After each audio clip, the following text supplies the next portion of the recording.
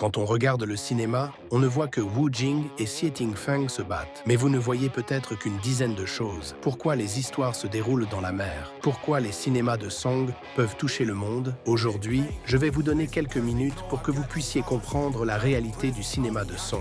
Après avoir compris tout ça, ce que vous voyez n'est pas seulement de l'action, mais aussi d'une époque de collapse et de lutte. Tout d'abord, vous avez choisi le bon moment. Sui Yangdi, le grand dieu de l'année. Pour commencer, c'est en Sui dynastie que l'honneur et l'honneur s'accumulent. Mais l'honneur commence à s'accumuler. Tout le monde voit que son nom est Yang. Mais en bas, il y a les richesses du pays, les forces du monde et toutes les organisations de la population qui sont en train d'agir. Et à ce moment-là, un coup d'envoi de l'argent n'est peut-être qu'une simple affaire. Donc, dès le début du cinéma, les gens sont emmenés dans la mer. Ce n'est pas juste pour filmer les scènes. Parce qu'à ce moment-là, la mer est le lieu où se trouve le plus long terme de la loi. Les commerçants, les fugitives, les soldats et les salariés qui vendent de l'argent sont tous ici. La seule règle est qui a le plus de poids, qui parle le plus. Le cinéma a mis le début ici. L'espoir de la guerre et l'espoir de la mort ne sont qu'à l'écart. Et de l'ouest jusqu'à Chang'an, c'est une voie d'espoir. Donc, le coup d'envoi de l'argent vers le cœur du pouvoir n'est pas une simple affaire. Alors, qui est-ce qu'on envoie? Un homme mystique qui s'appelle Jixilang.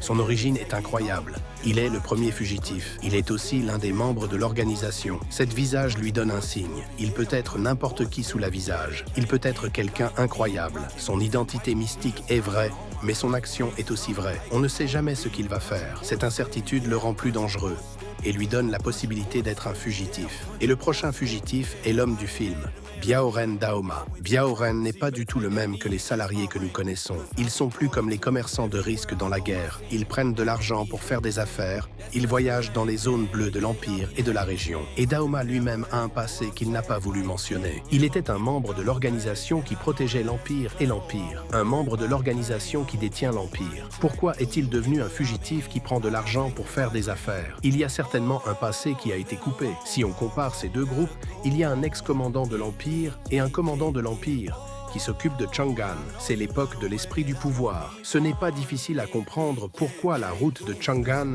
devient une route de mort. Ce n'est pas un mouvement historique, c'est l'effet d'une feuille de feu qui a été forcément envoyée vers le centre de la tempête. De l'abysse, on se dirige lentement vers l'Empire. Chaque changement de l'environnement contient de la mort. Les héroïnes de l'Empire jouent dans le rôle de la mort. Les forces de l'Empire se déplacent. C'est la route de l'Empire. C'est pour cela que l'équipe a choisi la route la plus stupide et la plus dure pour révéler la réalité. Les acteurs s'installent dans le sable de Xinjiang. Dans la haute température de 60 degrés Celsius, ils portent des vêtements épais, ils s'opposent au vrai sable et ils s'opposent à l'enfer. C'est l'effet d'une feuille de feu qui a été forcément envoyée vers le centre de la tempête. Les mouvements de l'Empire ont changé à cause de l'environnement. Même les bruits d'un coup d'épée ont révélé l'épaisseur de l'Empire. Tout ça est pour que l'on puisse s'intégrer dans le monde de la voix. Ce monde n'est pas seulement construit par l'environnement, mais aussi par des acteurs qui ont un esprit de martial art. Pour moi, c'est la 4e édition d'un film martial chinois. Dans la première édition,